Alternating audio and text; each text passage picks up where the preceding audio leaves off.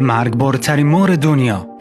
تایپان مرگبارترین و خطرناکترین مار دنیاست. این مار تا 2 متر رشد میکنه و بومی کشور استرالیاست. بسیار سریع و چابکه و مرگبارترین زهر رو بین تمام مارها داره. سم مار تایپان 23 برابر قوی تر از کبرای هندی و 72 برابر قوی تر از شاه کبراست. مقدار سمی که تایپان وارد بدن طعمه میکنه 44 میلی گرم، اما همین مقدار کم برای کشتن 220,000 موش کافیه. البته در برخی موارد هم دیده شده که تایپان در حدود 110 میلی گرم سم رو وارد بدن طعمه کرده که برای کشتن 500,000 موش یا 100 انسان بالغ کافیه. یک نیش سطحی و بسیار کوچیک از این مار میتونه تبعات بسیار سنگینی رو داشته باشه. اگر ظرف مدت 25 دقیقه فرد گزیده شده پادزهر رو دریافت نکنه، دچار نارسایی‌های گسترده‌ای در اندام‌های مختلف بدن میشه و در نهایت جان خودش رو از دست میده. این مار برخلاف مرگبار بودن و خطرناک بودنش آرومه.